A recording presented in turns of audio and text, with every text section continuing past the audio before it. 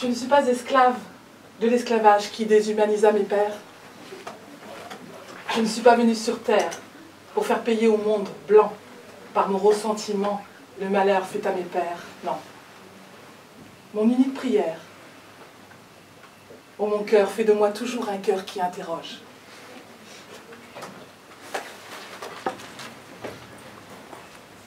Extrait du Code noir. Article 14. Les maîtres seront tenus de faire mettre en terre sainte dans les cimetières destinés à cet effet leurs esclaves baptisés. Et à l'égard de ceux qui mourront sans avoir reçu le baptême, ils seront enterrés la nuit dans quelques champs voisins du lieu où ils seront décédés. Article 15. Défendons aux esclaves de porter aucune arme offensive, ni de gros bâtons, sous peine de fouet et de confiscation des armes au profit de celui qui les en trouvera saisis, à l'exception seulement de ceux qui seront envoyés à la chasse par leur maître et qui seront porteurs de leur billet ou marque connue.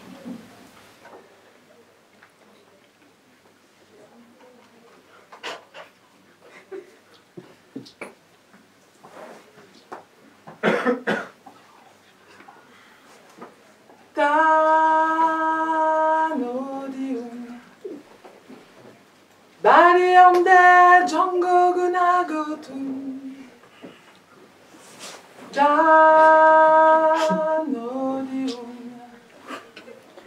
바리엄대 전국은 하거든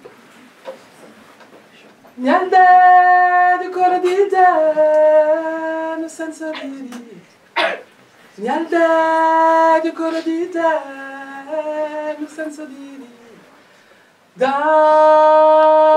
단어디움 바리엄대 전국은 하거든 단어디움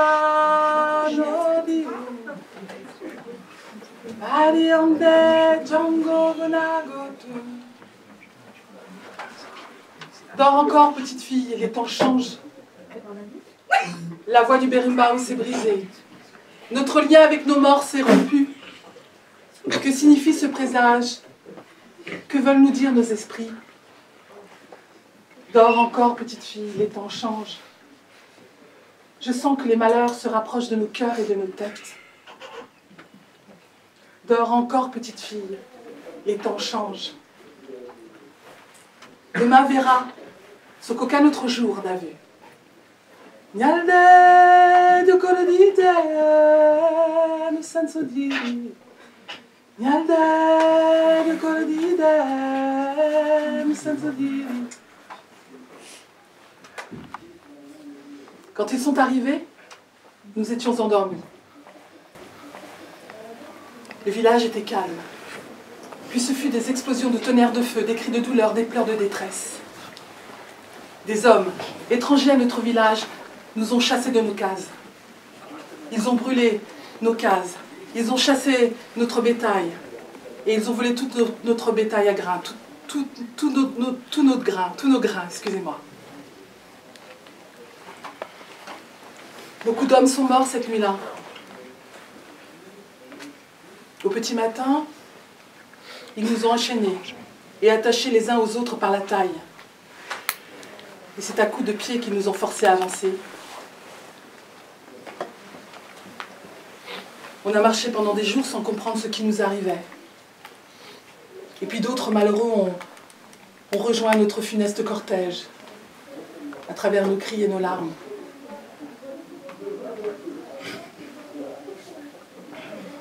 Un matin, on nous a fait monter sur des grandes pirogues. La traversée n'a pas été très longue. On nous a débarqués sur une île. Elle était belle, cette île, avec ses bougainvilliers aux 1000 couleurs. Là, on nous a parqués dans une maison en dur, de couleur rouge. On a séparé les hommes des femmes. On a enlevé aux mères leurs enfants afin qu'elles obéissent. Et puis on a attendu. Toujours sans comprendre ce qui nous arrivait. C'est sur cette île qu'on a vu pour la première fois des hommes à la peau blanche. Et quand on les a vus, on a eu peur. On croyait qu'ils voulaient nous manger. Ils n'arrêtaient pas de palper nos ventres, nos bras, nos jambes, de regarder notre langue, de tirer sur nos dents, de regarder le fond de nos yeux. Et puis on a vite compris qu'on n'était qu'une marchandise à leurs yeux. Et puis, un matin, on a longé un long tunnel, noir comme la nuit, qui donnait sur la mer. Et là, il y avait un bateau qui nous attendait, un immense bateau. Nous ne savions pas ce jour-là que nous foulions pour la dernière fois notre terre natale. Nyalde de korodite, ne sensodiri. Nyalde de korodite, ne sensodiri. Da no diun. Bari onde jango gonagotu. Da no diun. Bari onde jango gonagotu. Quand ils nous ont embarqués, nous étions pleins de vie. Pour la plupart, c'étaient des guerriers, les meilleurs de nos peuples. Et les femmes qui les accompagnaient étaient promises à porter les plus beaux enfants de la terre. Beaucoup d'entre nous n'avaient jamais vu la mer. Mais pour nous tous, c'était la première fois que nous montions sur un si grand bateau. La mer, on n'a pas eu le temps de la voir. C'était pourtant pas l'envie qui nous manquait, mais du fond des cales, on n'a rien pu voir. Les chaînes qui nous avaient mis aux mains et aux pieds nous empêchaient de nous lever. Alors on est resté là, couchés, durant toute la traversée. Beaucoup d'entre nous sont tombés malades. Quant aux autres, bien sûr, au début, on a crié, on a hurlé, quand on a senti dans nos corps et dans nos cœurs notre terre et nos dieux s'éloigner. Et les jours et les nuits sont passés dans les cris et la douleur. Et nos différents langages ne furent plus qu'un pour exprimer notre désespoir.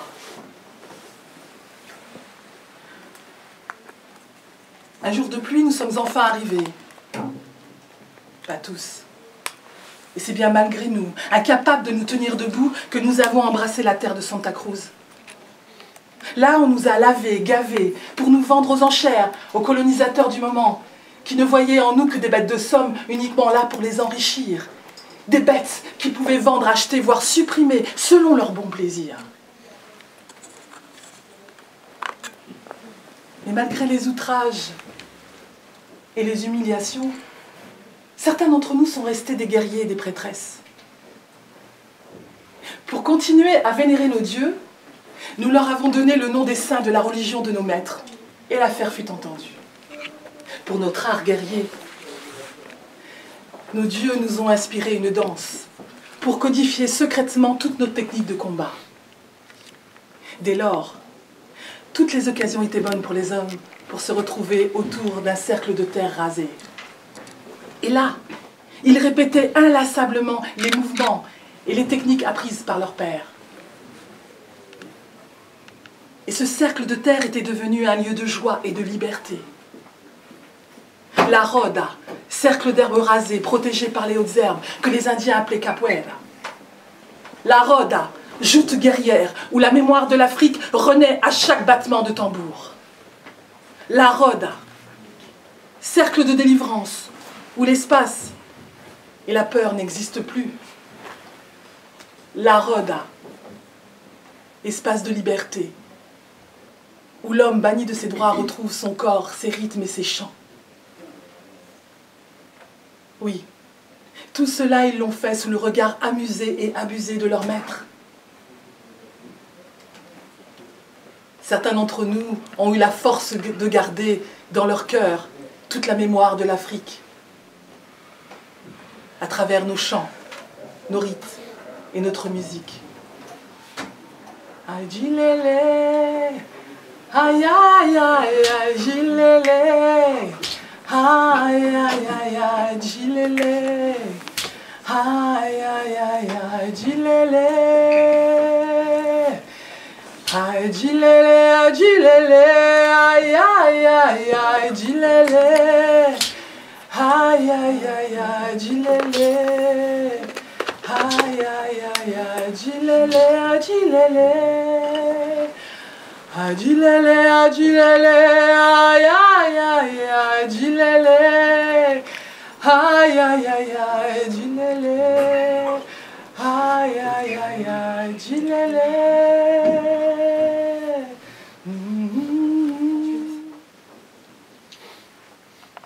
L'esclave fugitif qui aura été en fuite pendant 1 mois, à compter du jour que son maître l'aura dénoncé en justice, aura les oreilles coupées et sera marqué d'une fleur de lys sur une épaule. Et s'il récidive une autre fois, à compter pareillement du jour de la dénonciation, aura le jarret coupé et il sera marqué d'une fleur de lys sur l'autre épaule. Et la 3e fois, il sera puni de mort.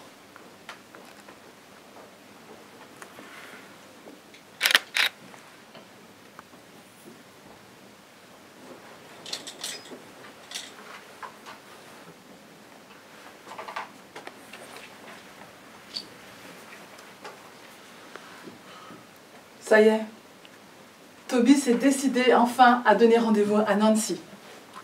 Nancy, c'est la plus belle négresse de la plantation. Et quand Toby a croisé son regard pour la première fois, ben son cœur il s'est mis à battre différemment, lui. Vraiment, il n'avait encore jamais connu ça. On dit plein de choses autour de Nancy. Que c'est une prêtresse, une sorcière, des rites anciens. D'ailleurs, elle a des scarifications sur les côtés. Ça, c'est le signe qu'elle connaît la magie. C'est vrai que devant les maîtres, elle sait se montrer soumise, Nancy. Mais devant ses semblables, sa noblesse naturelle force le respect. Toby, lui aussi, il pense que c'est une sorcière. Car depuis qu'il a croisé son regard, depuis ce jour-là, il s'est mis à rêver, lui qui ne rêvait plus depuis le long voyage. Et dans ses rêves, elle lui parle et elle lui chante dans la langue interdite.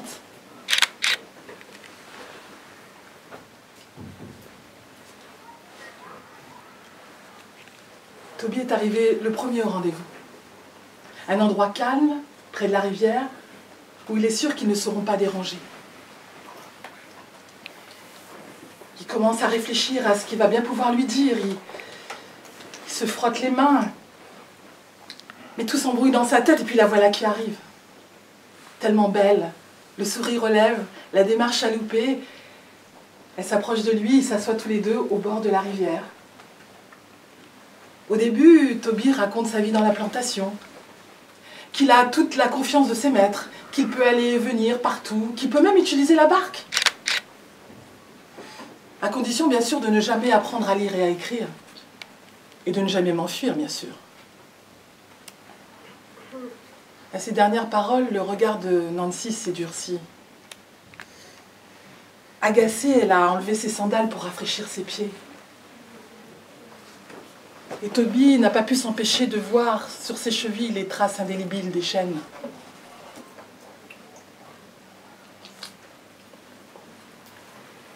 Tu représentes bien le bon nègre parfait, lui a soufflé Nancy. Toby est surpris par tant de souffrance et de colère. Et puis tout en fixant la rivière, Nancy a commencé à raconter sa vie dans son village, sa famille, et puis le voyage,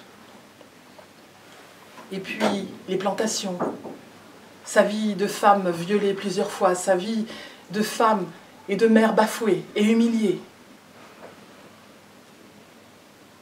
Puis le silence, pesant. Et puis sur un ton plus léger, elle lui dit « Dis-moi Toby, est-ce que tu sais où mène cette rivière ?» « Ben oui, a répondu Toby, le maître m'a dit un jour qu'elle menait vers un autre état. »« Oui, c'est l'Ohio, a répondu Nancy. Et là-bas, tu sais qu'ils vivent des frères et des sœurs marrons qui vivent dans la liberté et dans la dignité. » a répondu Toby, moi, tout ce que je sais, c'est qu'ici c'est le pays des Blancs et qu'on n'est rien à leurs yeux. « Tu as tort, a répondu Nancy. Tout le monde ne pense pas comme cela. Et ils vivent là-bas, dans l'Ohio, dans un endroit qui s'appelle Ripley.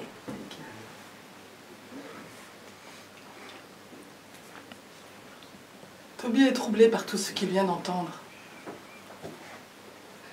Puis son admiration et son amour grandissent pour cette femme si forte et si mystérieuse. Dans un élan de tendresse, il lui prend la main. Répondant à sa tendresse, elle se rapproche de lui. Et puis elle ose poser son autre main sur son front. Et dans la langue interdite, elle lui demande son nom et celui de sa terre. Mais là encore, il a l'impression de se retrouver dans ses rêves. Et puis, il ne sait pas répondre à ces questions. Il a tout oublié. Il est pris de vertige. Sa gorge se noue. Ses larmes coulent. Il ne sait plus quoi faire. Son corps tremble. Alors, Nancy le prend dans ses bras, puis elle le berce. Et puis, dans la langue interdite, elle lui redemande son nom.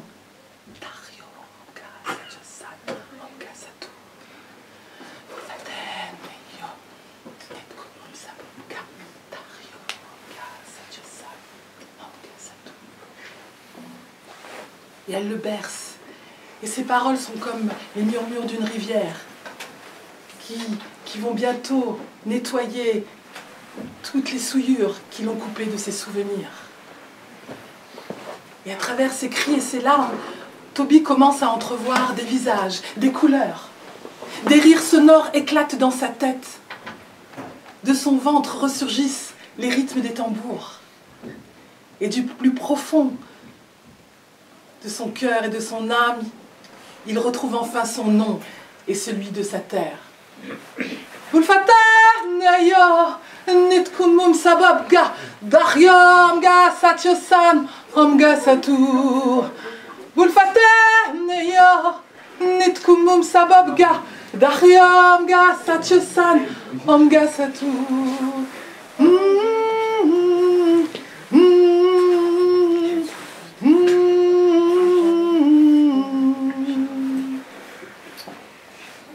Il lui a même laissé apprendre à lire et à écrire, le peu que Nancy a pu prendre au contact d'enfants blancs. Pourtant, un soir, tout bascule. Nancy a réussi à s'introduire dans la case de Toby. Elle tremble, elle pleure, elle ne peut pas parler. Toby est surpris de la voir si fragile. Il ne sait pas quoi faire, alors il la prend dans ses bras, puis il la serre très fort pour qu'elle retrouve son calme. Et puis elle lui raconte qu'elle a surpris une conversation entre le maître et le régisseur et qu'elle, ainsi que 2 autres esclaves, seront vendus d'ici demain. Dans la pénombre de la case, Toby comprend et mesure tout l'amour qu'il porte à Nancy. Et il décide cette nuit même qu'il serait cette main qui la libérerait. Alors, il donne rendez-vous à Nancy et aux 2 autres esclaves. Et à l'heure convenue, il les embarque par une nuit sans lune. Dans l'embarcation, aucune parole. On entend juste leur cœur battre au rythme de leur peur. Toby rame depuis un bon moment. Il commence à sentir la fatigue. La barque est lourde à manœuvrer. Il ne l'a jamais menée aussi loin. Il est à la recherche du point lumineux qui guide les fugitifs. Mais il ne voit rien. Et il rame. Il rame et il a froid et il a peur. Tout à coup, il commence à sentir, il a peur des représailles. Alors, il entend le murmure de la rivière. Et ça lui rappelle étrangement le chant, les paroles que lui avait dit Nancy la première fois. Et encore une fois, il se laisse envahir par ce murmure. Et tout à coup, il retrouve de la force. Alors, il continue à ramer pendant des heures. Et puis, il aperçoit le point lumineux au loin. Il dirige sa barque vers ce signe d'espoir. Au petit matin, la barque touche enfin la berge. Il se précipite sur ce sol de liberté. Nancy le rejoint, il s'enlace, il rit, il pleure. Et Toby a pris un peu de terre et l'a fait couler dans le creux de la main de Nancy. Cette terre qui désormais abritera leur nouvelle vie. Les mois ont passé et Nancy a mis au monde leur enfant. Il est né sur une terre de dignité. Mais Toby n'était pas là pour la naissance. Il est parti rejoindre le premier corps d'armée de soldats noirs, parti combattre et défendre les droits de leurs frères. Glory, glory, hallelujah. Glory, glory, hallelujah. Glory, glory, hallelujah. As we go marching on. Glory, glory, hallelujah. Glory, glory, hallelujah. Glory, glory, hallelujah. As we go marching on.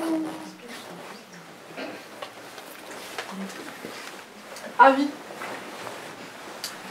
Le samedi 12 du courant à midi, le commissaire-priseur vendra en son magasin divers meubles meublants, tels que tables, consoles, pliants, guidons, sofas, pendules, chaises, glaces, lits, une boîte d'argenterie, bijoux, porcelaine, etc. Et puis les esclaves Guillaume, mulâtre, âgé de 60 ans, Célanie, mulâtresse, âgée de 24 ans, avec son enfant Aurélia, âgée de 4 ans. Le tout provenant de la faillite du sieur Oculi Fouché. Journal officiel de la Martinique, 6 septembre 1846. Vente judiciaire. Dimanche 25 janvier courant, à 11 h sur la place publique du bourg de Port-Louis. Il sera procédé à la vente au comptant au plus offrant et dernier enchérisseur de une négresse nommée Clara, âgée de 24 ans, 2. Un cheval sous poil roux foncé, âgé de 10 ans, 3. Divers meubles et effets mobiliers provenant de saisie-exécution. L'avenir de la Pointe-à-Pitre, 17 janvier 1846. Bobo, bobo, amariefera, yenumunanga fiamma, bobo. Bobo, bobo, bobo, amarefera, inumunanga fiamma, bobo, bobo.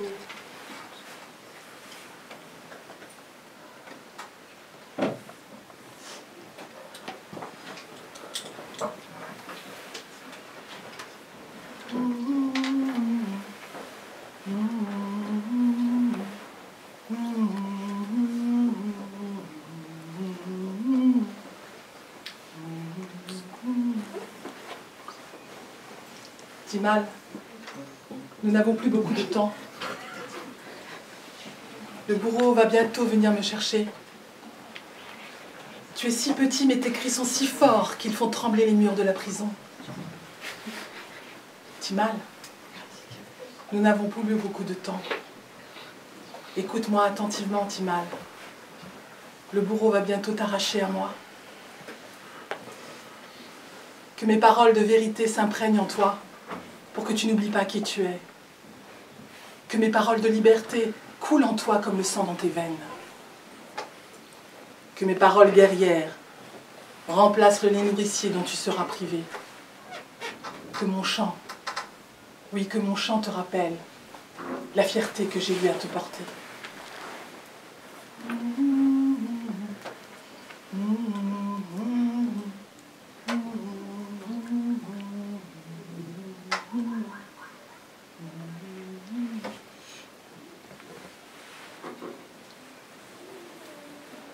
sais, Timal, quand je t'ai senti en moi pour la première fois, je n'y croyais pas.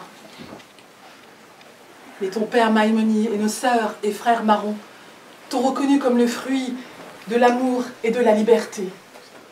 Et ce jour-là, les tambours ont sonné longtemps pour annoncer à tous le bon présage.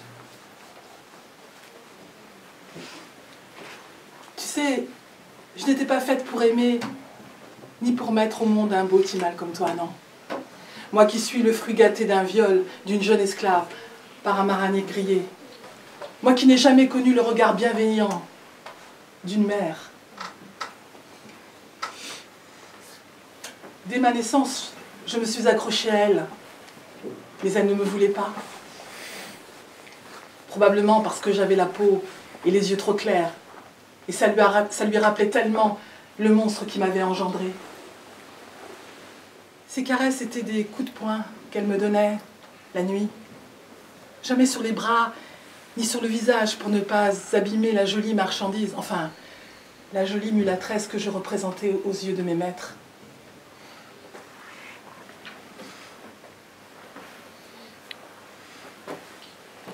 Chaque matin, elle partait au champ couper la canne. Et quand par bonheur son regard croisait le mien, il me traversait sans vie pour se perdre loin, si loin de moi. Si seulement Timal, elle avait pu voir, au-delà de mes yeux trop clairs, tout l'amour que je lui vouais.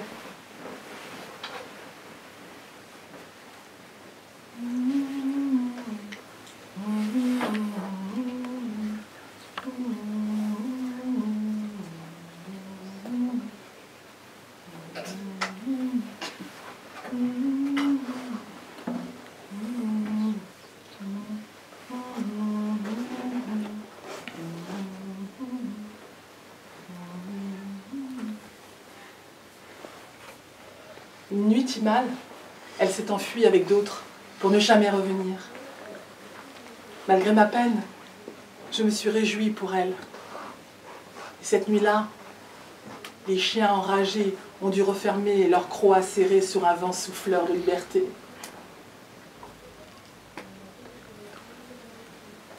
Je me suis réjouie, oui, malgré ma peine. Et la vie dans la plantation a continué avec ses humiliations et ses sourires forcés. Mais la nuit, Timal, je la rejoignais dans mes rêves. Et dans mes rêves, tout était possible. Ses paroles étaient miel et ses mains étaient douces comme le coton. Bientôt, Timal, moi aussi, je te rejoindrai dans tes rêves.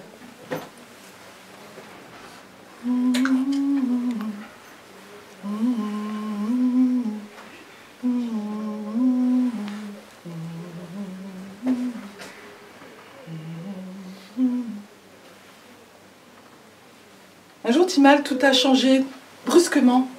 On nous a parlé de liberté, d'égalité, de fraternité.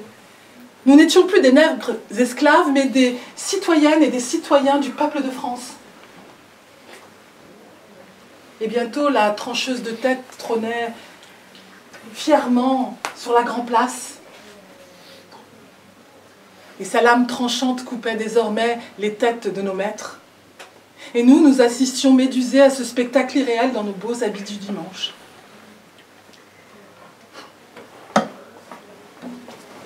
Tu sais, Timal, la fête de la liberté, elle n'a pas duré très longtemps. Les amis influents de Bonaparte ne l'ont pas supporté et ils l'ont fait savoir. Et bientôt, les humiliations et les coups de fouet ont vite rouvert au sang les peaux d'esclaves que nous étions redevenus.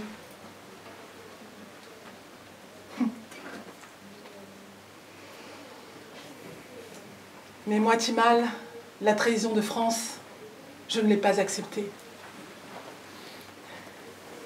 La liberté, je l'avais goûtée. Elle m'avait ouvert les yeux, le cœur et la raison. La liberté, j'étais prête à mourir pour elle. Alors, j'ai quitté la plantation, sans peur des représailles. J'ai rejoint les Grands Mornes et j'ai abandonné la jolie mulâtresse servitude, pour tendre les bras à solitude la fière, solitude la folle guerrière éprise de liberté. À cause de ma folie ou de ma vaillance, je fus bientôt à la tête d'un groupe de nègres marrons, aussi féroces que moi. Le jour, machette à la main, nous pourchassions les troupes du général Richepense. Et la nuit, autour d'un grand feu, nous reformions tant bien que mal le cœur de l'Afrique, avec nos tambours et nos mémoires cabossées. Là, nous réapprenions le langage des rythmes. Là, nos bouches osaient enfin les éclats de rire. Là, nos regards se croisaient tendrement et laissaient un peu de souffle à l'amour et à l'espérance. Tu sais, Timal, c'est dans les yeux de ton père que j'ai découvert mon âme. Après nos ébats amoureux, souvent il me racontait avec nostalgie son village, sa famille. Il me chantait la berceuse de sa mère. Et souvent je m'endormais en pleurant tendrement dans ses bras.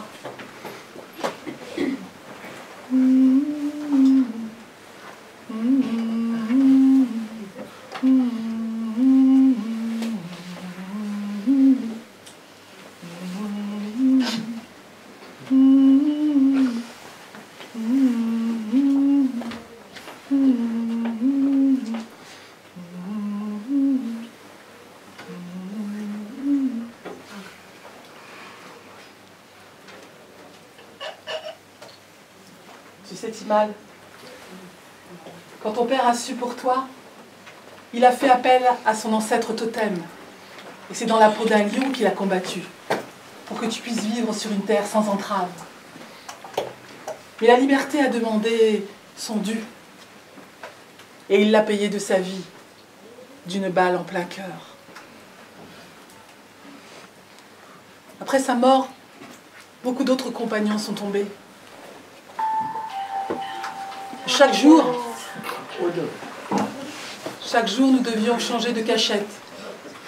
Et la nuit, nous comptions et pleurions nos morts.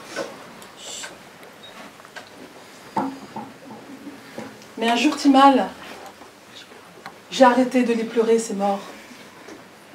Car une nuit de pleine lune, je les ai vus, nos morts, s'envoler en hommes et femmes libres vers la terre de leurs ancêtres.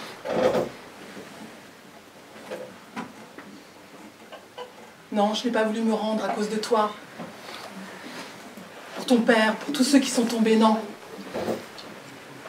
Je n'ai pas voulu me rendre pour cette foutue liberté qui n'a pas voulu de nous. Alors, dans un dernier élan de folie, vivre libre ou mourir. Ce jour-là, nous étions encerclés.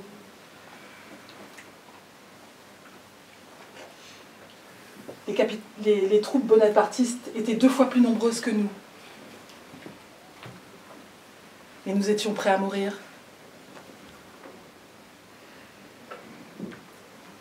Ils ont attendu qu'on leur donne l'ordre. Et ils ont foncé sur nous. Mais la vie en a décidé autrement, Timal. Beaucoup d'hommes sont morts. Et les survivants ont tous été pendus pour montrer aux autres ce qu'il advenait. Moi, ils m'ont laissé en vie à cause de mon ventre. Ils ne voulaient pas perdre la manne qui leur revenait de plein droit.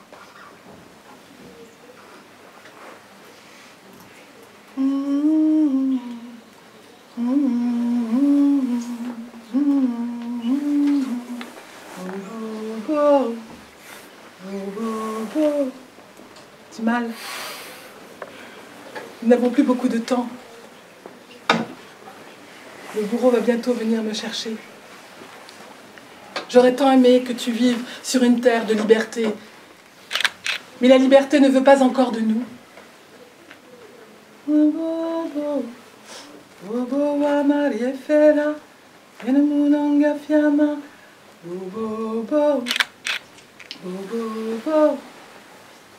Timal, nous n'avons plus de temps. Le bourreau est là.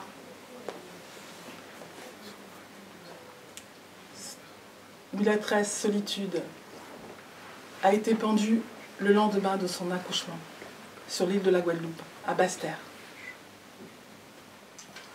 Je ne suis pas esclave de l'esclavage qui déshumanisa mes pères. Je ne suis pas venue sur terre pour faire payer au monde blanc par mon ressentiment le malheur fait à mes pères. Mon unique prière, ô mon cœur, fais de moi toujours un cœur qui interroge. Frantz Fanon. Merci. Ah oui, alors comment ont été trouvées les histoires? Voilà. Alors, les histoires, ce sont des histoires, toutes les trois que j'ai écrites. Ce sont des récits de vie. Je me suis inspirée de personnages qui ont existé, comme Harriet Tubman, dont vous avez peut-être entendu parler ces derniers temps, puisque c'est une femme aux États-Unis qui va avoir son effigie sur le billet de 20 $. Est-ce que vous en avez entendu parler? Et c'est une femme qui a pendant l'esclavage, sauvé plus de 300 personnes de l'esclavage, qui les a fait passer d'un état à un autre. Elle était elle-même esclave, et elle a, malgré le fait qu'elle soit affranchie, elle est revenue sur les territoires où l'esclavage existait encore pour sauver d'autres esclaves. Donc je trouve que c'est une belle image. Donc, je m'étais déjà inspirée d'elle il y a longtemps. Et donc j'ai imaginé une histoire qui parle justement de la résistance. Ce qui est important pour moi dans ces trois personnages, c'est la résistance de ces femmes. Et Solitude, Mulatresse Solitude, c'est un personnage qui a existé, enfin, plus ou moins aux Antilles, en Guadeloupe. C'est une héroïne de la Guadeloupe. Et son histoire est vraie du fait que, après son accouchement, elle a été pendue, comme je vous l'ai expliqué dans l'histoire. Et le premier récit vient de l'histoire de la capoeira, parce que j'ai travaillé pas mal avec des capoeiristes, et donc je suis partie au Brésil aussi présenter un spectacle qui parlait aussi des origines de la capoeira, et donc de ces hommes et de ces femmes qui ont perpétué l'histoire de l'Afrique. Comme on voit au Brésil, le candomblé, les femmes avec les grandes robes blanches. Je ne sais pas si vous avez vu, enfin vous avez peut-être, certains connaissent peut-être un peu la capoeira, je ne sais pas. Donc quand on enseigne un peu la capoeira, on sait que les origines viennent d'Afrique. Et voilà, donc ce sont des histoires qui m'ont inspirée pour pouvoir ensuite écrire quelque chose. Je me suis basée sur l'histoire pour pouvoir écrire. Alors les chants, oui, vous avez remarqué qu'il y avait des chants, parce que justement ce qui m'apportait dans ces récits de vie, c'était aussi de garder les chants de chaque pays, de garder ce qui restait de l'Afrique. Quand on arrive aux États-Unis, vous avez tous écouté du gospel, les chants, même le funk, tout ce que vous entendez, le rap, ça vient des sons, des rythmes d'Afrique. Et pour moi, c'était important aussi à chaque fois de garder quelque chose de la terre africaine, de l'origine. Donc il y a des chants, comme la dernière berceuse, c'est une berceuse guinéenne de Soussou que j'ai empruntée, enfin que j'ai utilisée. Sinon les autres chants, le Aïdjilélé,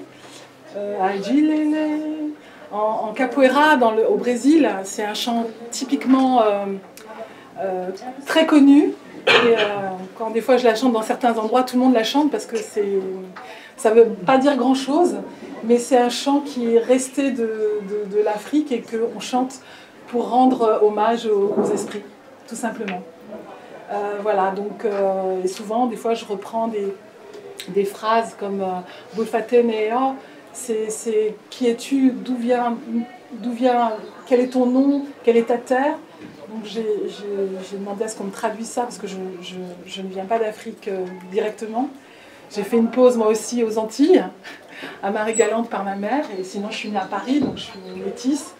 Donc voilà, je me sens tout à fait dans les deux mondes.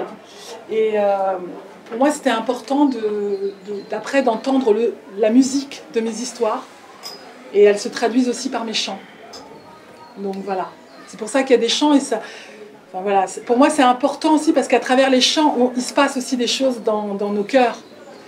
On n'est pas obligé de tout expliquer. Voilà, ça c'est l'émotion. Et la berceuse, c'est aussi ça. Quand on voit cette femme qui berce son enfant, elle lui transmet à travers son chant, enfin moi c'est ce que je crois, son amour, d'où elle vient, qui elle est, pour que lui aussi puisse se construire. Voilà. Que l'esclavage n'est toujours pas reconnu comme crime contre l'humanité. Est-ce que c'est vrai? Ah ben, en tous les cas, peut-être, je ne sais pas, peut-être encore dans certains pays, notamment la Mauritanie où c'est pas encore très très clair, mais sinon dans beaucoup de pays, si, en tous les cas, Christiane Taubira en 2001, elle a fait ce qu'il a fallu pour que ce soit reconnu comme un crime. Parce qu'elle a lutté, mais j'aurais dit que ça n'a pas été, comment dire, vraiment éclairci, si je peux dire ça comme ça. Mais oui, peut-être au niveau de ce qu'on pourrait dire des remboursements, des choses comme ça, oui. Oui, là, oui, effectivement, c'est compliqué. Mais c'est pour ça que c'est important. Il y a cette journée, c'est justement aujourd'hui, le 10 mai, qu'on fête cette commémoration. Et le but, c'est pour moi, à travers ces récits de vie, c'est d'expliquer que l'Afrique, les Africains n'étaient pas des gens soumis. Il y a eu plein de résistants. Et ça, je trouve que c'est l'image qu'on ne garde pas assez de l'Afrique. Et à travers ces histoires, à travers ces femmes qui ont porté, qui ont perpétué aussi une mémoire des chants, c'est ce que je voudrais laisser, moi, à chaque fois que je viens raconter ces histoires-là. C'est qu'il y a une résistance. Et c'est ça qu'il faut garder dans ces drames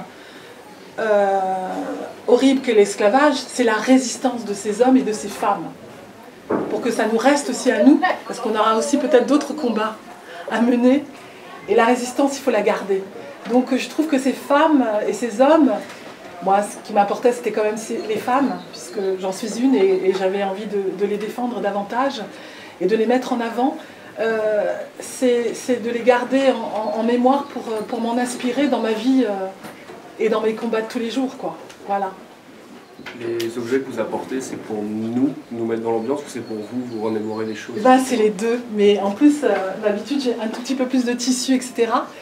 Parce que même je mets de l'encens, du turaï, parce que j'ai envie de vous emmener dans mon univers, qui est mon Afrique à moi, qui n'est pas l'Afrique que d'autres peuvent connaître, hein, c'est la mienne, avec mes origines, avec mon histoire, et aussi pour vous faire...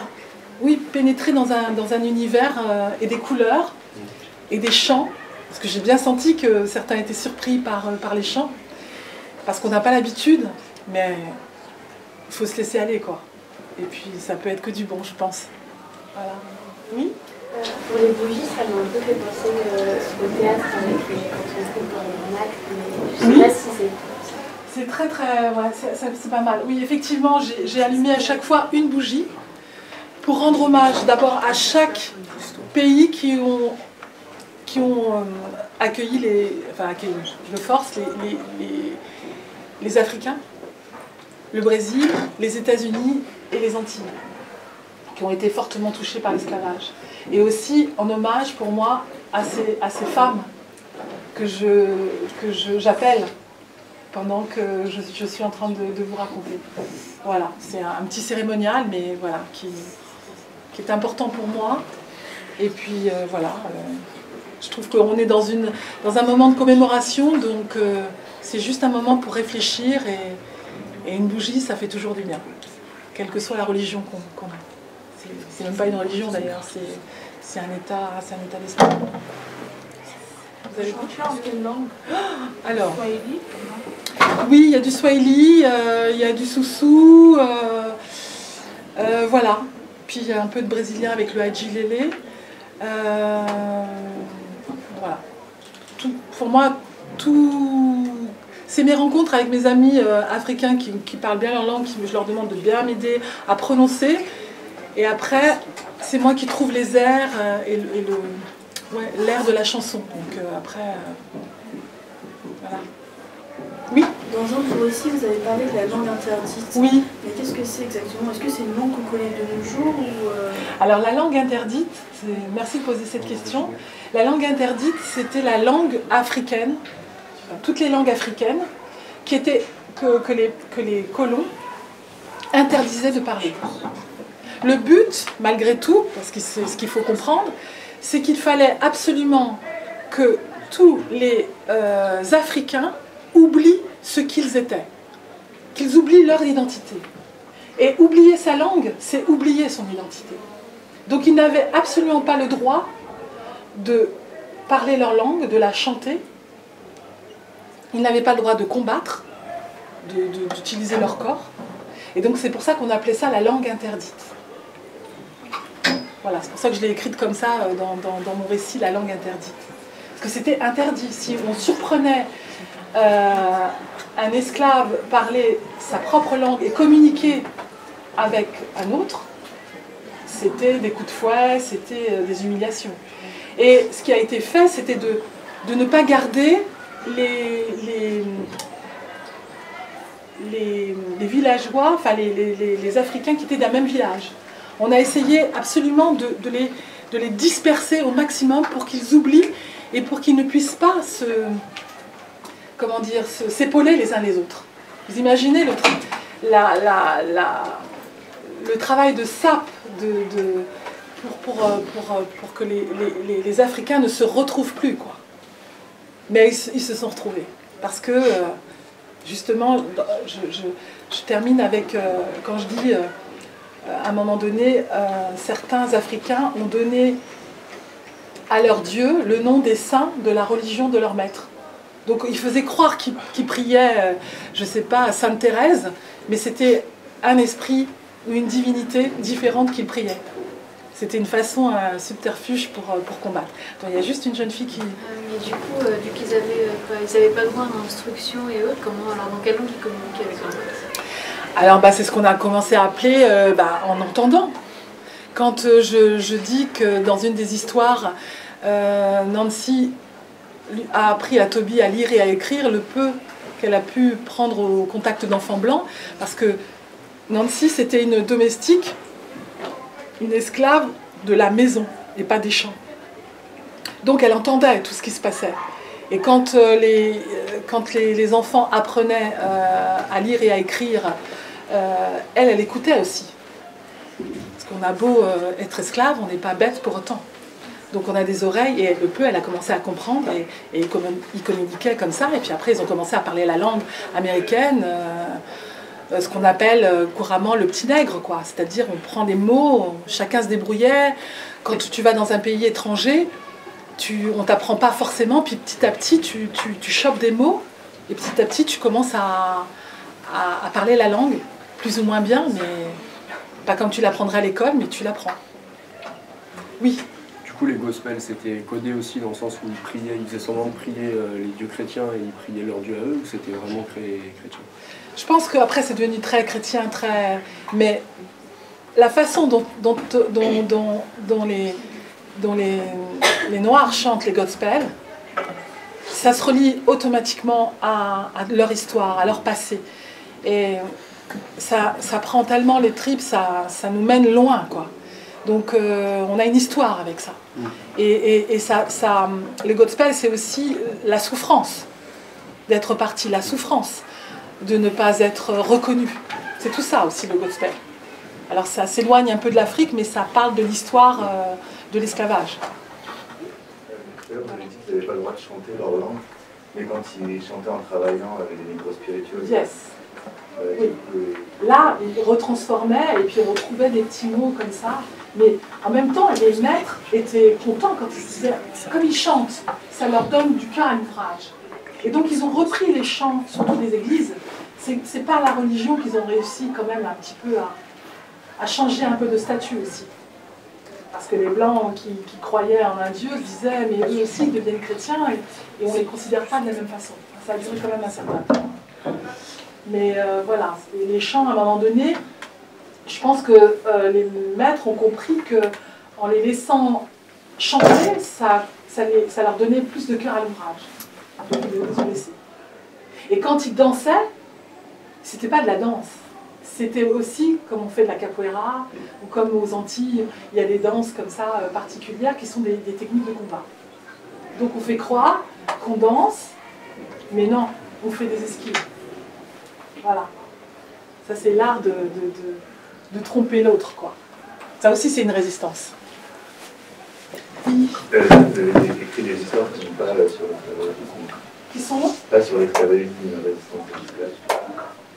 Genre des histoires qui parlent de totalement autre chose. Ah moi, si je... Ah d'accord, je me disais, mais oui, bien sûr, je suis donc conteuse et je raconte principalement des contes d'Afrique, moi. Alors il y a toujours des chants, il y a de la danse. Et c'est ce qui m'inspire le plus, quoi. Voilà, mais bien que je sois antillaise, mais comme je suis née à Paris, que je parle pas très bien le patois, le créole, parce que je n'ai plus le patois maintenant, c'est une vraie langue qui est enseignée à l'université. Je préfère pas prendre de risques, donc je préfère raconter mes propres histoires. Et puis comme j'ai fait beaucoup de danse africaine pendant plus de 15 ans, donc dans le corps aussi on raconte des histoires. Dans la danse on raconte aussi plein d'histoires. Donc ça m'a semblé être normal de passer de la danse au conte et d'être expressive aussi à travers le corps et le chant. Voilà. Ça vous a plu quand même? Vous avez... Oui? Tant mieux alors. Bien, ben je sais pas. Oui, une question. Oui. J'ai bien aimé les coupures avec le code noir, par exemple. Pour moi, c'était important de signifier pour ceux qui écoutent que le code noir existe vraiment. C'est pas quelque chose qui est... Je l'invente pas. Ça a été imprimé, distribué, codifié. Et oui, ces hommes et ces femmes n'étaient plus des hommes et des femmes, mais des meubles, pas plus que des meubles. Donc il faut faire gaffe à ça, quoi. Il faut qu'on fasse attention. Ça a existé et il faut qu'on s'en souvienne. Je sais bien on dit souvent qu'il faut répéter les choses pour ne pas qu'elles se renouvellent. Mais malheureusement, je crois que... Ça existe toujours. Voilà. C'est des choses qui existent. Tu veux dire quoi quand tu dis que ça existe? Je veux dire que je viens de lire un récit d'une femme qui s'est enfuie de la Corée du Nord avec sa mère et arrivée en Chine, elle a été vendue par les trafiquants. Donc les trafics humains existent dans plein de pays encore. Voilà. C'est maintenant. Voilà. Donc oui, c'est pour ça que c'était important de vous lire des extraits du Code Noir, de lire aussi des avis qui étaient dans les journaux locaux de la Martinique et de la Guadeloupe. Voilà, donc il est vrai que c'est encore un passé qui est encore très fort dans notre inconscient. Chez les Antillais, chez les Afro-Américains. Pour certains Africains, ils ne sont pas forcément toujours... j'ai eu des retours de personnes qui étaient venues m'écouter qui disaient, mais nous, quand on était petits, on ne nous a jamais parlé de ça. De ce qu'ont vécu nos frères et nos sœurs quand ils sont partis, quoi. Donc c'est aussi bien de pouvoir en parler et de laisser une trace. Et je pense que de raconter comme ça une histoire, j'espère que ça va vous rester dans votre mémoire et dans votre cœur, Parce que souvent, des fois, les cours d'histoire, j'espère qu'il n'y a pas de prof d'histoire ici, mais quelquefois, bah, vous avez peu de temps aussi pour raconter et ça, on est obligé de passer très très vite sur ce fait-là qui fait partie de notre histoire à nous, Français. Parce qu'on est tous Français et donc voilà. Mais il y a eu des moments où on n'était pas. Il y a eu des choses difficiles. Voilà. Oui. Ouais, je voulais dire, vous êtes antillaise, mais née à Paris. Oui. Et quand vous allez aux Antilles, qu'est-ce que vous ressentez de spécifique dans les traces de l'esclavage par rapport à... Qu'est-ce que vous ressentez presque physiquement, les traces de l'esclavage dans les rapports sociaux, dans ce qui se dit? Est-ce que vous sentez quelque chose de particulier? Oui, il y a plein de choses que je sens. Il y a plein de c'est très mélangé. Mais il y a des choses, je sens qu'il y a des choses que nous n'avons pas encore réglées là-bas. Parce que, encore une fois, on a beau nous dire qu'on est français, dans un département français, mais des fois, les Antillais des Antilles ne sont pas considérés toujours de la même façon que les Français de métropole, c'est vrai. On a un travail aussi personnel à faire sur notre histoire pour dépasser ça et avancer. Mais il y a encore des choses qui ne sont pas toujours réglées. Et des fois, moi, je suis entre les deux. Je vois un peu ces deux aspects-là. Et je pense qu'on a encore du travail. Mais on y travaille. On y travaille beaucoup. On retrouve beaucoup nos origines, notre fierté de notre pays d'origine. Et puis, on a tellement de choses en commun. Voilà. Je ne sais pas si j'ai bien répondu à votre question. Bah, je pense que c'est aussi aux rapports sociaux, à l'existence des descendants des propriétaires, en fait, des béquets. Est-ce que, dans les rapports sociaux, est-ce que ça se sent beaucoup, quoi? Je ne suis pas la meilleure personne à pouvoir répondre ça parce que je n'y vis pas tous les jours et j'y vais de temps en temps. Je suis née ici, je revenais fréquemment mais assez tard. Moi j'ai découvert mon île assez tard parce que moi j'ai une maman qui est arrivée à 25 ans à Paris, qui a fait des ménages, qui devait s'intégrer, me nourrir, voilà. La préoccupation, c'était pas de me raconter son histoire, etc. C'était de me nourrir et de survivre. Donc, moi, j'ai retrouvé mon histoire bien plus tard, quoi. Donc, voilà, on a des histoires différentes, entrecoupées, voilà. Donc, je ne voudrais pas parler au nom des autres, ça me dérangerait beaucoup. Mais je pense qu'il y a encore plein de choses sur lesquelles on doit travailler, nous, Antillais. Mais le chemin est tracé et on fait ce qu'il faut. Enfin, je le crois. Voilà. Désolée, hein, la réponse était un peu... elle est à moitié, mais... On va essayer de l'écouter. Moi, personnellement, je trouve, par exemple, que, comme vous avez dit, comme en histoire, on passe vite sur le sujet du tout. C'est pas un autre moyen de nous faire aussi oublier. Tout à fait. D'où vient parce que, par exemple, dans vos histoires, il y en a moins d'autres que je ne connaissais pas vraiment. Ouais. J'ai juste entendu. Oui. C'est une autre façon de nous faire oublier des choses. Oui. Mais il est vrai que quand on a eu un passé difficile, des fois on ne veut plus le voir. Moi, je vois la génération de mes parents, de mes grands-parents. Ils ne tenaient pas trop à parler de ça. Ça ne nous rendait pas fiers. Parce que l'image qu'on rendait de l'esclavage, elle n'est quand même pas digne. C'est des vaincus. Voilà, exactement. Oui. Donc ça a été plutôt, non, on dit rien, on n'en parle pas, on passe à autre chose. Mais pour passer à autre chose véritablement, il faut connaître notre histoire. Et c'est pour ça c'est pour ça que moi, comme d'autres, on est là aussi pour raconter, juste à un moment donné, cette histoire-là, ou ces histoires-là. Parce qu'il y en a plein d'autres. Et de la connaître, ça peut nous permettre aussi, maintenant, vous qui êtes jeunes, vous qui allez aussi avoir des enfants, de la connaître, d'en parler, et puis de faire comment dire, des fois des liens, ou de dire ça, non, moi je ne l'accepte pas. Voilà, il y a des choses sur lesquelles il faut maintenant dire non. On n'accepte plus cette... on est noir et alors? On doit passer à autre chose. On me regarde bizarrement, peut-être pas forcément parce que je suis noire. Ça aussi. Je dois passer à autre chose. Mais ça peut l'être. Il faut tout avoir. Mais pas rester que juste sur une piste qui ne va pas nous mener très très loin. Mais elle peut exister. Le racisme existe. On peut confronter, on est plus ou moins tous racisme des fois, on supporte plus ou moins bien certaines choses. On doit travailler sur nous-mêmes, en écoutant, en discutant. Ça nous apprend à calmer le jeu et à se dire, ouais, là, c'est des a priori, c'est n'importe quoi, je passe à autre chose. Et c'est vrai que, par exemple, juste un exemple, je trouve que les Antillais ou les Noirs de France ne sont pas très bien représentés dans les médias, etc. Quand je voyage et que je vais en Angleterre, par exemple, bon, je ne parle même pas des États-Unis,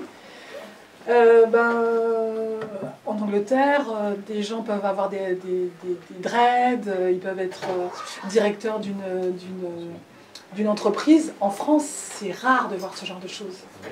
On a encore beaucoup de travail sur l'image qu'on peut porter en tant que noir, quoi. C'est vrai qu'il y a... On ne se voit pas toujours très bien représenté. Et ça commence à venir, hein, mais à chaque fois, moi, je le remarque, je fais « Ah tiens, il y a un noir là ». Ou dans les films américains aussi, je ne sais pas si vous avez remarqué, des fois, le noir, où il y a le noir, parce qu'il y a des quotas aux États-Unis, c'est autre chose. Il y a le noir, le gros, c'est le gay, enfin voilà, et puis ils sont tous représentés, puis après dans les films d'horreur, il y a celui qui va mourir en premier. C'est qui? C'est le noir. Ça, on est sensible, parce qu'on le voit, peut-être que d'autres ne font pas attention, mais après, petit à petit, on commence à le remarquer, à se dire, tiens, c'est bizarre. Ou un noir qui ne peut embrasser que quelqu'un de métis, jamais une blanche. Parce qu'aux États-Unis, ils ont aussi leurs problèmes. Alors que nous, on n'a pas du tout le même genre de problème, on n'a pas les mêmes problèmes.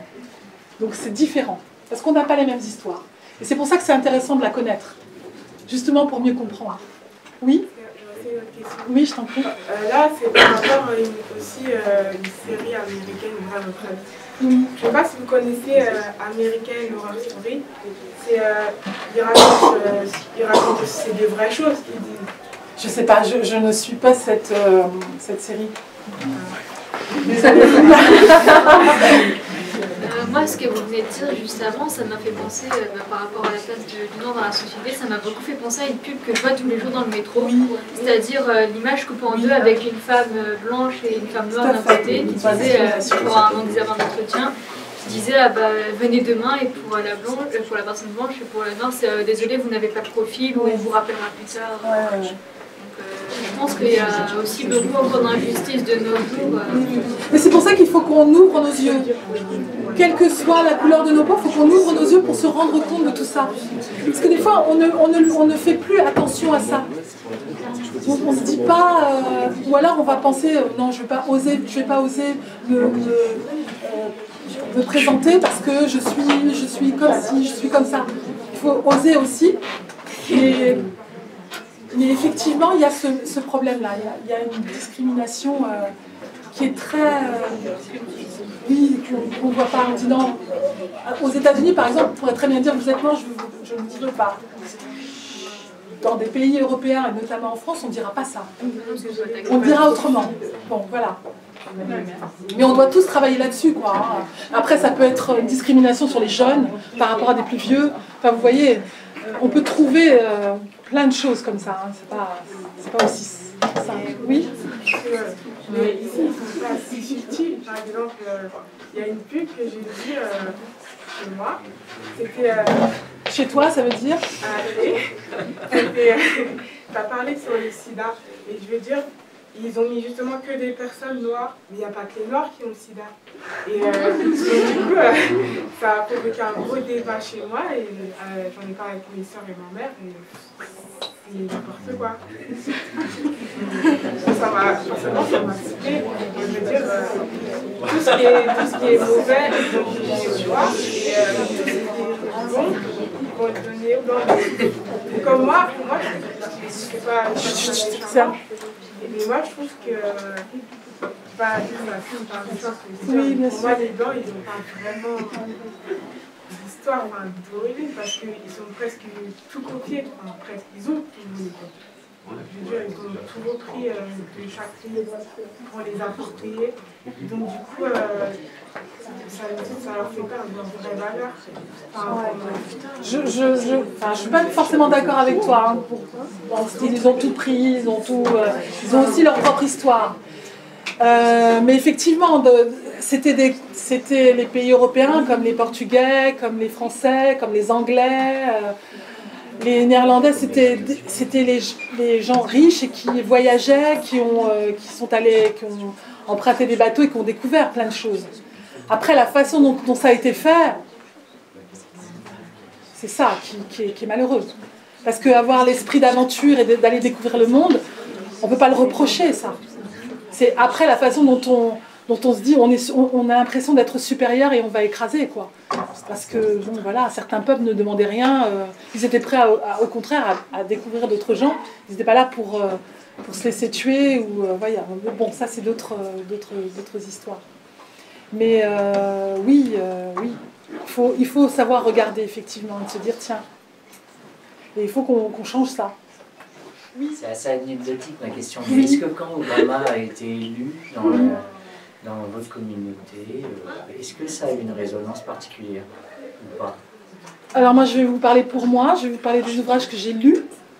Un best-seller d'une Africaine qui vivait aux États-Unis pendant l'élection d'Obama. Évidemment que ça touche. Évidemment que c'est extraordinaire. C'est extraordinaire de se dire que, bien qu'il a des idées politiques qui ne sont pas mieux que les autres, mais un président des États-Unis noir, avec tout ce que les États-Unis a pu vivre, oui, bien sûr que, en tous les cas pour moi, c'était extraordinaire. C'est extraordinaire. C'est comme, enfin, je sais pas... en France, déjà une femme présidente, par exemple, vous voyez, qu'on soit noire ou blanche, ou de n'importe quelle... pour moi, ça me touche énormément. Parce que c'est quelque chose, on sent bien qu'il y a eu des étapes à franchir qui semblaient insurmontables. Parce que dans les années 60, encore, les premiers étudiants noirs ne pouvaient pas accéder dans les universités blanches. Donc vous imaginez que... Enfin, moi, ça me semble... oui, c'était extraordinaire.